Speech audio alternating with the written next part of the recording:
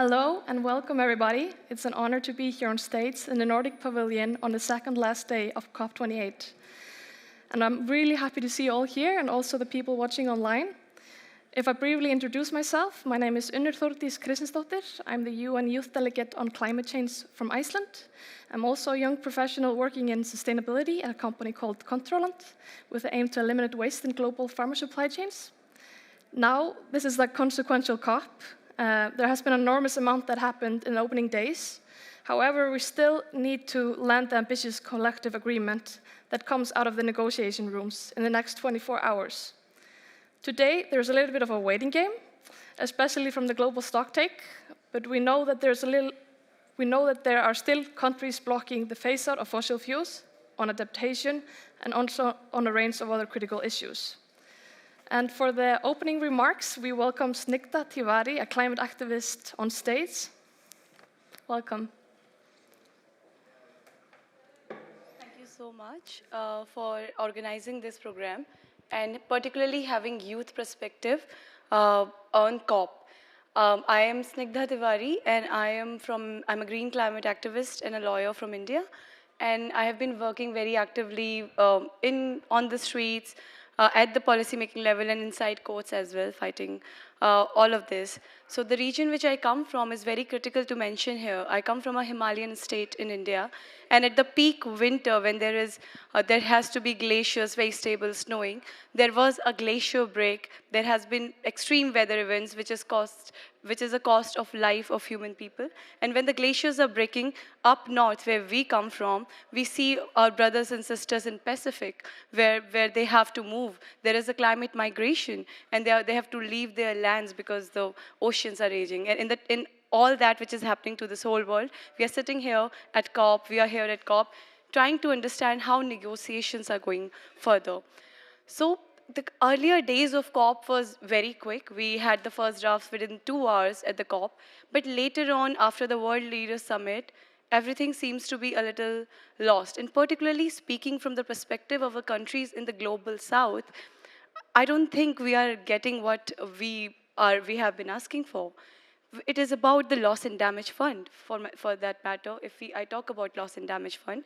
In loss and damage fund, we are seeing the loss and damage fund is being hosted by the World Bank. And now the World Bank does not have the mechanism to issue grants. World Bank has been issuing loans.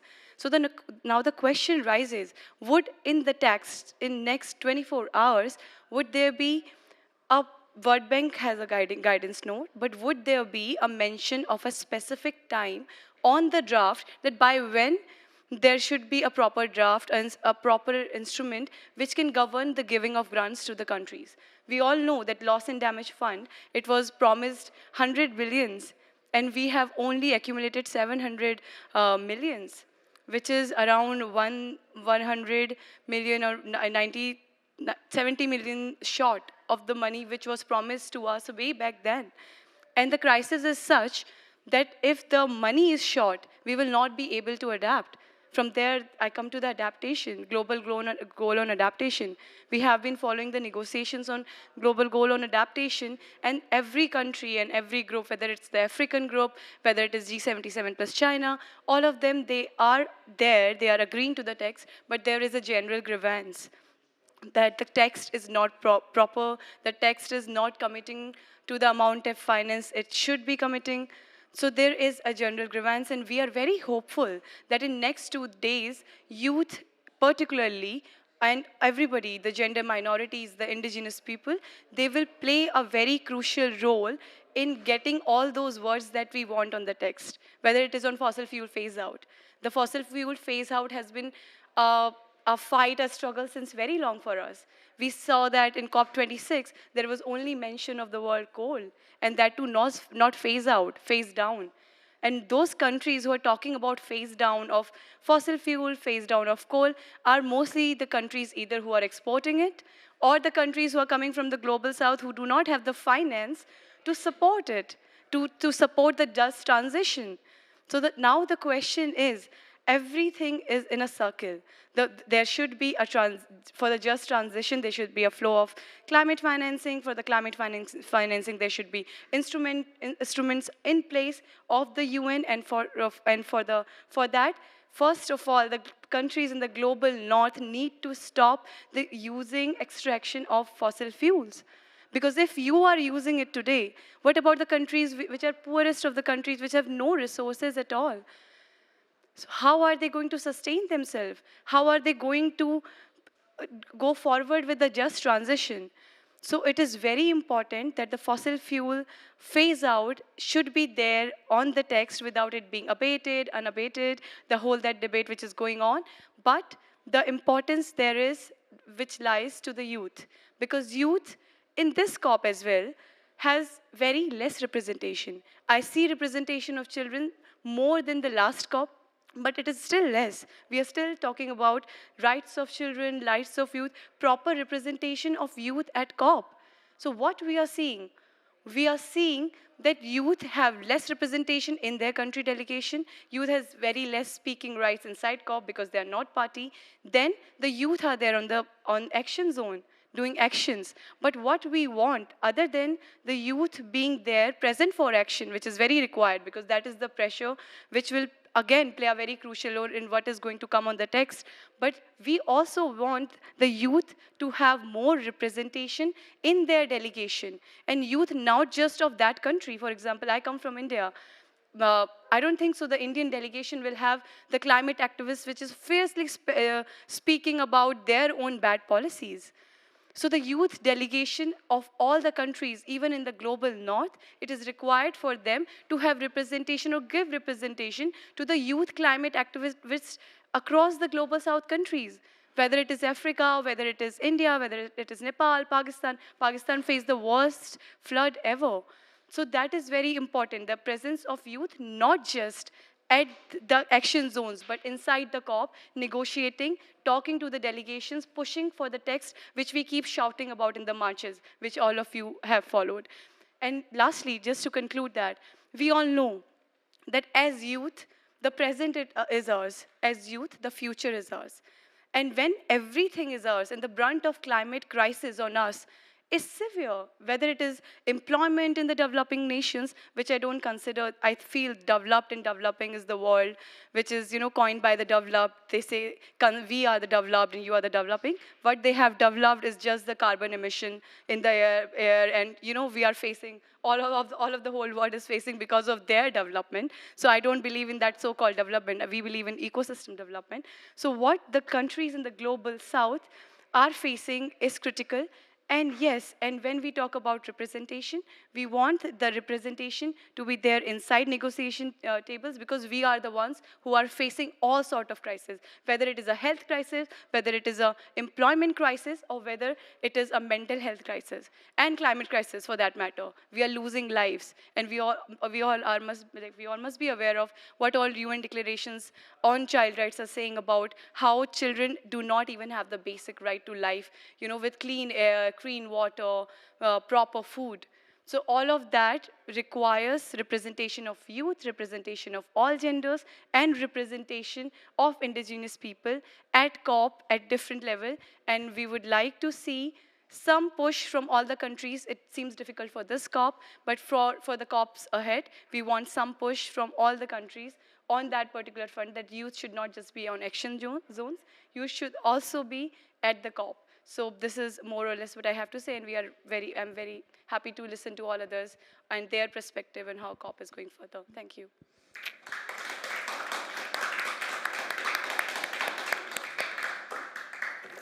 Thank you so much, Snighda. I think it's so crucial that youth is represented in the negotiation and also included. And today we're going to hear from youth changemakers from around the world on their reflections on COP28. And maybe if I just give you the mic to briefly introduce yourselves. If we start with you here. Yeah. Hello. Sorry, is it Working. Hello, everybody. Thank you for having me here. I'm Reem Al Saffar. I'm from Iraq. And I've been in this space for a few years now, working both on the civil society side, but I've also been involved with the party delegations. I was head of the Iraqi youth delegation last year to COP27, and this year I'm part of the another delegation on the ground as well, but it's more civil society based, and as well following up with my organization, MENA Youth Network, and we have multiple side events. We are the only youth-led independent regional partner of the Children and Youth Pavilion, and so it's our presence here as young people from the Middle East and North Africa is very important for the health of the space. Thank you very much. Thank you. My name is Elise Åsnes, and I'm the president of a Norwegian youth NGO called Spire. We work for a just and sustainable world, no less, and we aim to change the fundamental reasons for why injustice occurs and why we're not living sustainably today. We work a lot with national policies, but also international. We follow the negotiations on World Trade Organization, the UN Food System conferences, and also we followed a lot closely the UN negotiations on the nature, the Paris Agreement for nature, sort of. So we're also here at the COP. I've been following the climate negotiations for some years now. This is only my second COP, but I'm following a lot closely the different SBs in Bonn. For me, I work a lot with climate justice, focusing especially on having real ambitions. I'm very much engaged in how Norway is using carbon capture and storage as a sort of an way to not phase out fossil fuels ambitiously. And at the COP, I've been following the global stocktake, and right now I'm waiting on the new texts to be ordered to actually influence them.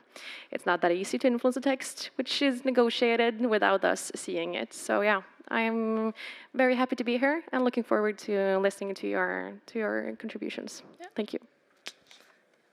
Hi everyone, I am Erica. My pronouns are she, her. I'm a youth climate justice organizer from Kenya. I work with ANGRI, which is Alliance of Non-Governmental Radical Youth. So what we're trying to do is create a home for young people grounded in the principles of climate justice. You know, after the Fridays for Future movement started, everybody has been like, youth engagement, youth on the decision-making table, you know? But youth is a demographic, not a political grouping. And in a highly politicized space, young people need to have their own politics, because we have also seen young people pushing for false solutions like carbon markets, solar geoengineering, CCS, and whatnot. So just being youth on the decision-making table is not the silver bullet to actually achieving justice. It's youth with the right politics. And so that is why we're creating a home for young people grounded in the principles of climate justice, in the politics of decoloniality, anti-capitalist and anti-neoliberal politics, to try and shift these spaces. Thank you very much for the introductions. Very inspiring panelists here today. Maybe if we just dive into it, now that the COP28 has had a promising start with the establishment of the Loss and Damage Fund, we still don't see maybe enough funds going into the fund. Do you think the contributions towards the loss and damage has been adequate to meet the current needs? Small question. Yeah, I can just start off, maybe give a very brief introduction. To all of us, when COP first started, or before COP started in Dubai, we were all very hesitant. There's a lot of scrutiny. What is it going to look like? Is it going to be actual, representation? Is there going to be work done?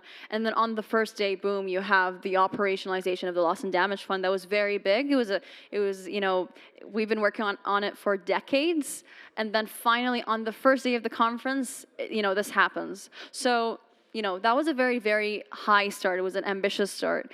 Countries started pledging, and some of them were good pledges, some of them were not so good. I mean, you have some parties pledging less than $20 million, but at the same time, they're giving billions in like militarization and such. But there are other countries and parties that are actually, the EU had, a good start as well.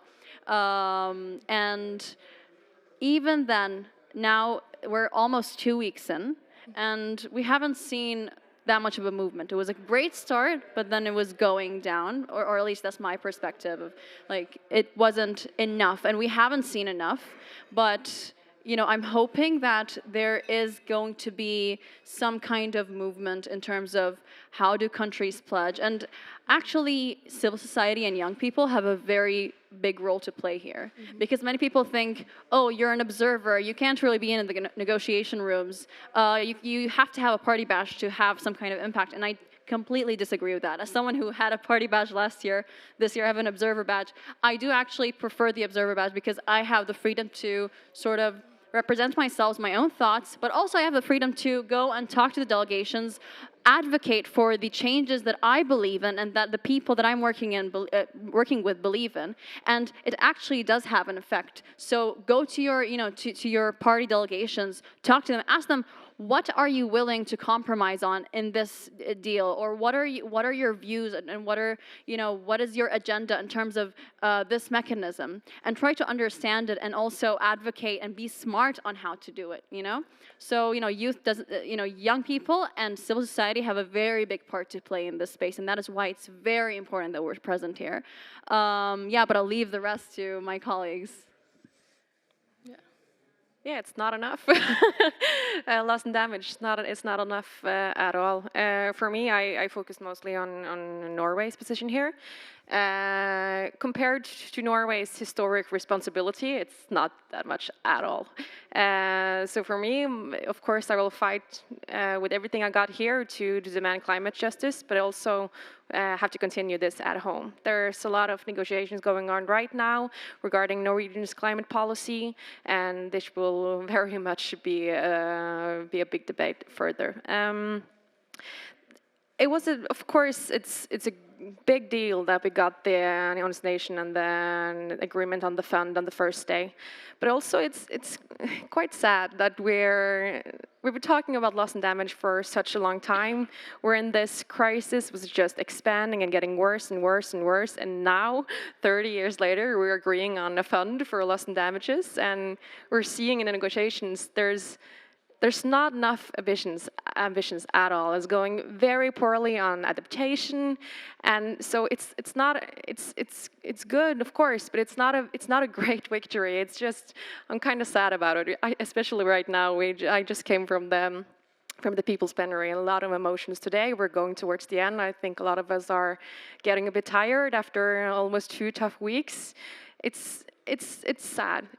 We will do everything, of course, and fight for justice, but it's not good enough. It's not. Mm-hmm. So we have a loss and damage fund, and the question is the money that has been given enough? But will it meet? The question is, will it meet the current needs? My question back would be, will it ever?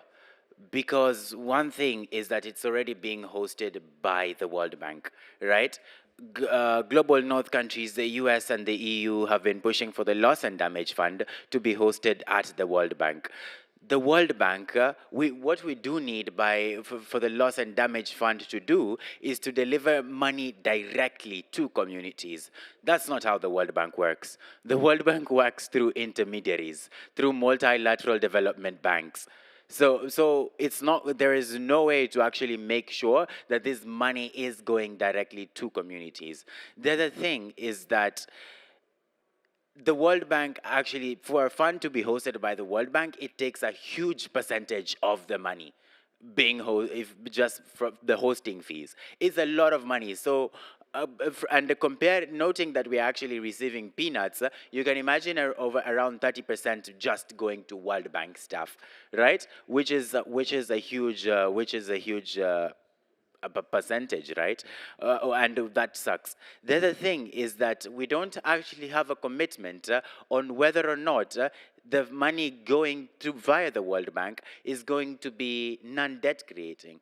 Because global South countries don't have to pay global North countries back for a crisis they have the least role in causing, right? And we need to make sure that the funds going to into the loss and damage fund are not given to communities in debt form, but in grant form. So that is still a challenge, right? And now even to the question on how much money has been given, the money is peanuts. The reason as to why they were saying that the fund should be hosted into the World Bank was because of urgency, right? But where is the urgency when coming to giving the money?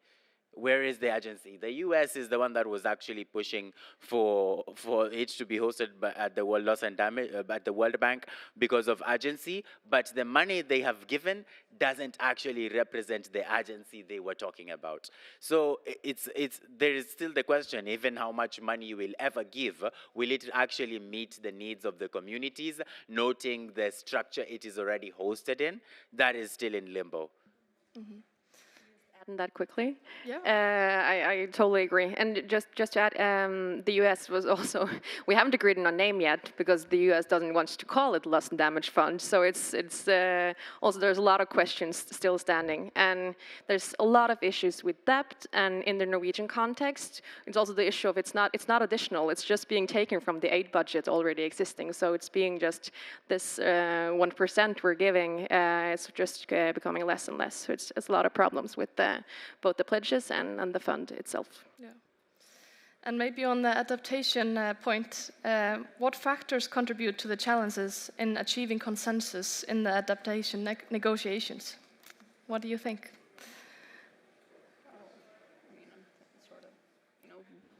One thing that's really important is that, as Erica mentioned, it should not come in the form of debt, mm-hmm. right? It should come in the form of grants. Mm-hmm. And so how can we ensure that the World Bank is not, because this is how it works, so how can we ensure that they can change their entire working mechanism to fit this? Mm-hmm. That is why there's a lot of scrutiny, there's a lot of hesitancy, and rightfully so. One thing that we need to make sure is to be very vocal about this, not be complacent with how things are going. Always, ask, always question, always go up to people. I spent a couple of hours at the World Bank Pavilion yesterday. Mm-hmm. And, you kind of have to interact with people to sort of be able to understand what their perspective is, understand how they think, because most of them are bankers. They think from a banking perspective, and banks are not charity. And they're, so it's, we kind of have to really be very aware. And, because I'm as a young person, I really work with a lot of youth. And one thing that I'm very glad to see is that young people are aware, no matter who they're with or who they're working with and what situation put them in such delegation, even if it doesn't always fit their ideals and agenda, it's a way to get in, and that they can sort of make their own connections and establish themselves in the space. So even young people or youth delegates of parties that don't give their youth as much of space to really advocate for the things they believe in to protect the interests of the country and its agenda. Even these youth delegates, many of them are very aware of what's going on, and they are not sort of blindly following. So you have to be clever. You have to be practical on how to approach these people, how to talk to them, establish yourself in the space, make your own connections, branch out, do your own thing. Yeah, it's a great point. And I think also people are not expecting the young people to ask these difficult questions. But yeah, maybe you have also more perspective on this topic. On adaptation, I have been following mostly the GST, so I'm not an expert on adaptation. But a problem now with the adaptation is also the grants being taken. The grants towards loss and damage is being taken from money that already was pledged to adaptation. So I think also the momentum we've built up on loss and damage, suddenly it's better for the countries or parties to focus on that. It's a huge problem. It's not getting enough attention at all. So we're of course trying to build up that intention at home in Norway as well, and of course doing everything we can here. But it's not enough, and I think we have done a great job so far, the youth. But we have to continue both in the COP29 and towards Brazil as well. Just to add on to that, because, for example, many countries in the Middle East, they focus, from what I've seen, they focus more on mitigation than adaptation. And then you start to ask the question, why aren't there as many adaptation projects? One of the reasons, and try to think about it, is the unreliability of the loss and damage fund currently. So how do you expect countries who are from developing countries, who need the funds, to make promises to tell you that yes, we're going to implement these when the money's not there? So how do you expect change to happen if there is no reliability mechanism, if there is no accountability mechanism to implement those changes? Because you have to see the first thing come through, which is finance, a good finance deal, a finance package that ensures that these countries will be able to adapt, that they will be resilient towards these changes, and will be able to have a just transition, because that's what we're all about here, a just transition. That's the point of the fund. So it's, every time someone asks me, what about, Iraq is a oil-producing country? Well, Iraq was also bombed a lot, so it's, how else would you expect us to rebuild our economy when there is no other way to sort of build up? So this is, again, just transition. We want to transition. We want to go into green energy. We want to do that. But how? Where are the finances? Where is the reliable mechanisms? Are these promises going to be delivered? Yeah, exactly. The equation needs to add up. But how significant is the potential shift towards a fossil fuel phase-out as a result of this COP? I think that if we are able to achieve a commitment from world leaders and heads of delegations on a fossil fuel phase-out, it's going to be huge, because for the first time, we can have a tool to actually, a strong statement, a strong commitment that we can hold world leaders accountable to, which at the moment we don't have. But also at the same time, commitments have been made for decades since the existence of COP. So it's one thing to actually make a commitment and the other to deliver on it, right? COP26, for instance, the UK was the presidency of COP26. Later, how they've been behaving recently doesn't even look like they were the ones who were calling for commitment, global commitment. It looks totally different. So I think it's one thing to actually have a commitment and another to deliver on it. But I think we do need the litmus test for whether or not COP28 will be successful is on whether or not countries can achieve a commitment to phasing out all fossil fuels, not unabated, not emissions, all fossil fuels, including coal, gas, and oil.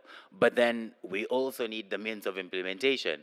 Commitment to finance to support the just transition. We need a fully fair, funded, feminist phase-out of all fossil fuels. Thank you. Can I add on to that, or would you like to go, Elise? Because we've been talking about, oh my God, my brain. I am sorry. The thoughts It will come back to you later, I'm sure. Yeah. Okay, no worries. I agree. Of course, we have to. If we get a text on a full phase out of fossil fuels this COP, it would be historic. But I'm not sure yet we will get it. But of course, we will see when the new text on global stocktake arrives. But it could be historic. It's necessary, of course, especially this COP with the first global stocktake. But yeah, we'll see. I'm also very worried about language on unabated, and if it will be less ambitious than we in the civil society hope, of course. But it could be huge. Well, countries, the one issue is that many parties and countries in negotiations, they're trying to push the unabated and terminology and taking it as a win to me, it's all just a distraction. It's a lobbyist tactic to distract from the main goal. Because, you know, spending days and weeks on negotiations on unabated emissions is a complete distraction from fossil fuel phase out. And now they want to, you know, water the language down to phase down and not even phase out. So imagine us, it's COP28, we've almost been doing this for 3 decades, and we still don't have the language, in the text. I can't blame people when they're pessimistic or when they're feeling really down. I always try to stay very optimistic. No, because I work with the people, I work with the communities and the people on the ground, and I see that, no, these people know what they're talking about. They're aware. We know what we want. It's a fight, and it's a fight on both sides. You know, it's not just inside the negotiation rooms, but outside as well, because I think policy change starts from community action. The movement would not have come this far, and the UN Climate Conference would not have been the biggest conference ever had it not been for civil society and youth involvement. And that is the only reason where, you know, you see it on the news all the time, right? So that means that we are making a change, and try to be optimistic, because if you're not, you're going to lose hope, and we don't want to stop, you know, working towards a better future. Yeah. Staying optimistic. Do you have any general reflections from COP28? Just to continue on that reflection of hope, I agree. I think a problem with climate policy, and especially Norwegian climate policy, is that it's not ambitious enough at all. It's cowardly, it has a lot of false distractions, it's not good enough. And also, today, the responsibility of solving the climate crisis is being put on the individual's shoulder. Youth are being told that they have to do what they can to not be a problem, to not be a part of the problem, to be a solution, to shop sustainably and not have a big carbon impact. It will not solve the climate crisis. Everything you do, great, but it will not solve the climate crisis. It's a huge structure in the world that we have to challenge. And that's why I think it's very difficult to just talk about staying positive, because it's also a lot of technology optimism within that narrative. But I think what I'm positive towards is that we, as a collective movement, we're doing a lot of good stuff here. We're, from day one here, from way before COP, we've been organized, and we'll continue this fight at home. And that's a huge part of COP for me. The People's Plenary today, the collective movement, and everything we do together, that's really, that's a great thing to be a part of, and I'm really, really proud of it. But we have to continue and not accept that the blame is being put on us as individuals. Do you have any closing remarks from you? Yes. I think that international climate negotiations are being held hostage by global north countries, the US, the EU, and now even petrostates, because we have not been able to get a commitment to a phase out of all fossil fuels because of the work of Saudi Arabia and now OPEC, sending letters to OPEC and OPEC Plus members to reject a phase out of all fossil fuels. And that is the reality with the international multilateral systems. We recently were not able to get a call for a ceasefire from the UN Security Council because of the US having a veto power, right? And the global south countries are bearing the brunt of this unequal international multilateral systems. On one hand, we are bearing the brunt of the impacts of the climate crisis caused by the global north, but also the impacts of the so-called false solutions that are as a result of this unfair multilateral systems.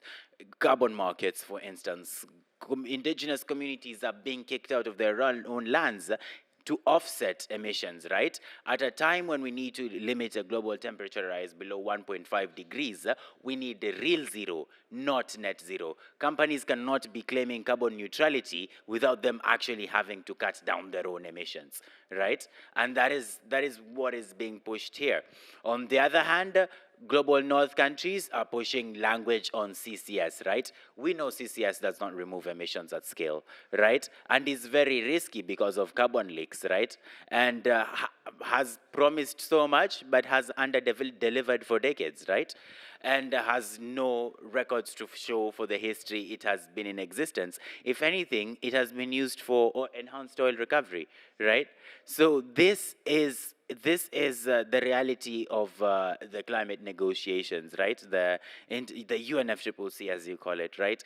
And sometimes I come here trying to see what we can get for communities back at home. I come from Kenya, a country that has been experiencing severe droughts. Some that haven't been seen in decades, over like 40 years, right?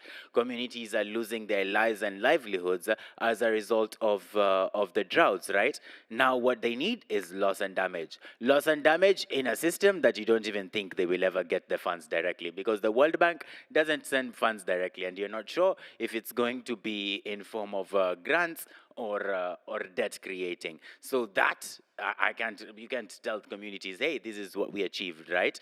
By representing you guys at COP. That is not possible. On adaptation finance, the global goal on adaptation is still contentious, right? Right now, we are still struggling to get that. But what you can tell them is, hey, we achieved something on carbon markets. You're going to be kicked out, out of your own lands. And companies can exploit our need for finance to actually offset their own communities, right? Right now, I can actually show you on the ground the impacts of carbon markets, because it's the only thing that is reaching in the grassroots, right? Just before COP, the Ogiek, an indigenous community in Kenya, were being kicked out of their own lands to start carbon markets, because the UAE has signed deals with 4 countries, Tanzania, Zimbabwe, Kenya being one of them, and indigenous communities are now being kicked out of their own lands for carbon offset projects.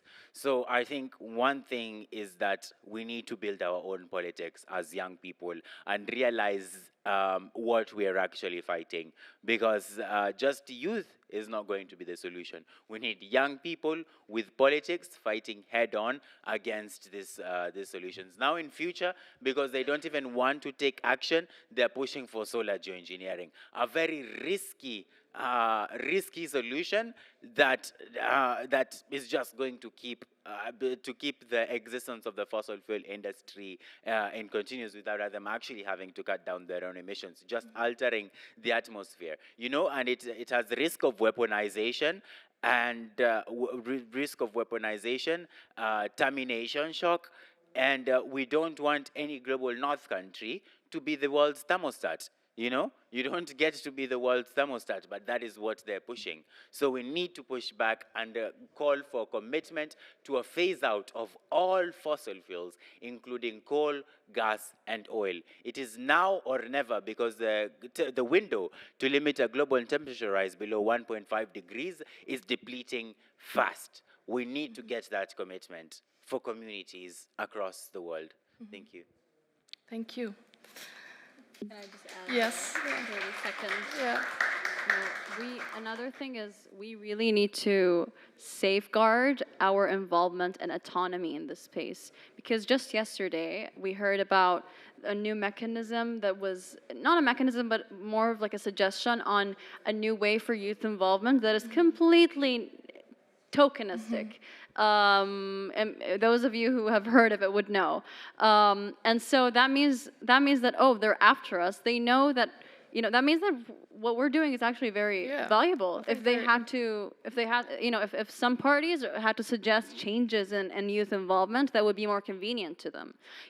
Youth involvement right now is very active. It's very independent. The UNFCCC has given a space to civil society to be able to really be present here, give their own opinions and demand demand fossil fuel phase out, demand changes now in the system and on all levels. And so this is how we know that what we're doing is effective. What we're doing is being fought, and that is something to be proud of.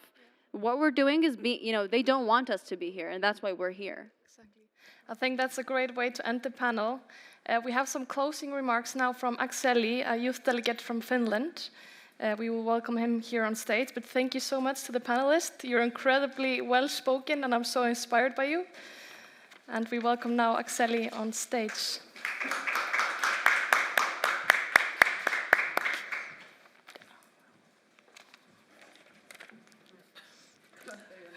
So, hello everybody. Oh, can I get the more... More of the line. Yeah. So, thank you all.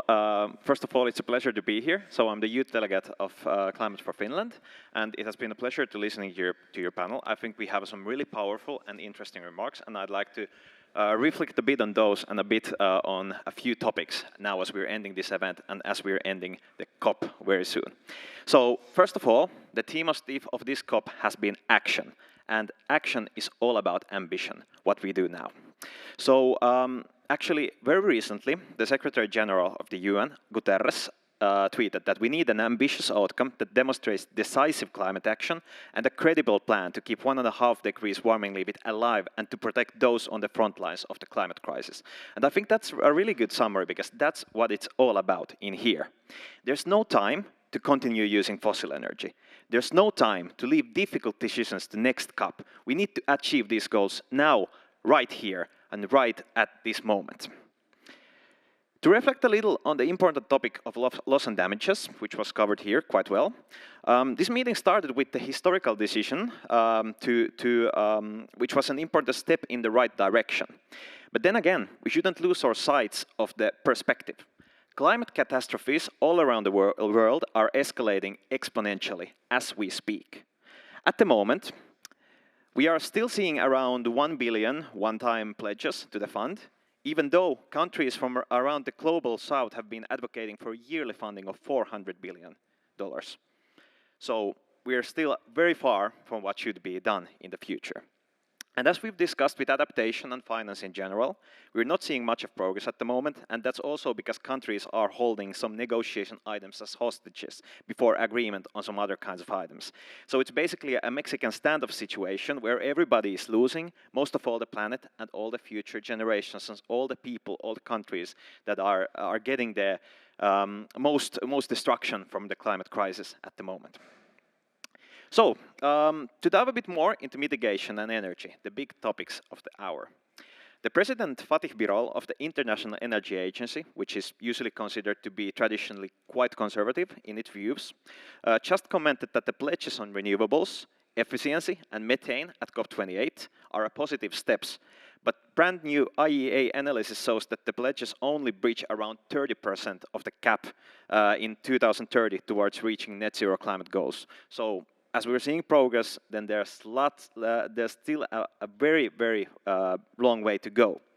And the ambition needed is not at all at the level required, even though we are seeing progress in some steps.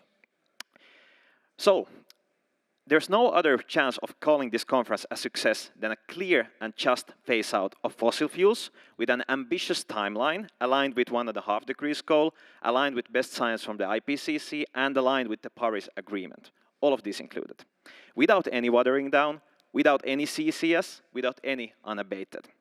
This is the only way for us to succeed and save any last chance of achieving the 1.5 degree target and climate neutrality before we reach irreversible tipping points with climate and nature destruction. I'd also like to raise a specific point for the Nordics. So fossil fuels, in addition to coal, oil and gas, I think we also need to address in the north the matter of bioenergy more. So bioenergy is considered renewable, and there are some sustainable ways to use that, but basically the burning of organic materials, burning for wood, for example, to get energy, and chopping down trees. I don't consider that to be sustainable at all, and basically it produces quite a lot of emissions, even though not as much as the fossil fuels. So I think that this is an important topic that we really need to take into account when we're talking renewables in the Nordics, for example. Also, the ambitious countries in the global north and in the EU are good in talking, and they do have great points to advocate in these conferences. But we can't hide from the fact that we're demanding action from vulnerable countries, but still failing with our own. Hypocrisy of the countries from the global north calling for phase out of fossil fuels and still expanding their own fossil fuel production is a real disgrace. I'm sorry, but I have to throw some countries under the bus. The US, Canada, Norway, and Australia, for example. At the same time, European countries are also outsourcing their emissions and executing fossil fuel projects in Africa, for example. So the truth is much worse than the pretty words. And also the climate neutrality goal of 2050 that the EU has is not nearly enough, not at all, especially considering the way that we have contributed to the global warming through history. We have all the means to achieve ambitious goals: technology, financial capital, scientific research, so we have no excuses for each other's. There are only 3 countries that are aligned basically with a goal that is considered quite ambitious. So Finland with 2035 and Iceland and Austria with 2040. And I would like to see all the European countries move towards these kinds of numbers in the coming years. We as the European youth have actually been advocating for the climate neutrality target of 2040. And there's lots of European youth. We have a position paper where we have this goal. And that's something that we are going to push for in the future. So why aren't we delivering? And how dare we ask others to when we don't do it ourselves? I think that's the big question for us to face. This is the conversation that we have desperately been needing in this COP. Ministers actually addressing the big issues instead of endless posturing. We are moving in the right direction, and we still have a chance to get some ambitious outcomes from this conference, which will guide us towards a better future. But there's still lots that need to be done, and we need to understand that perspective at the same time. Lastly, I'd like to conclude by highlighting that the opening remarks by Snighda here were very important and raised the most important point, I think. This meeting and the decisions done here should not be about abstract topics. They should be about people and climate justice, about life and death, about the possibility to live a good life all across the globe, right now and for the generations to come. And involving all marginalized groups in the discussion: minorities, youth, indigenous people, disabled people, and so forth. So we should never lose sight of that when discussing abstract goals, even for one moment, because this is the thing that really matters in what we're doing. Thank you.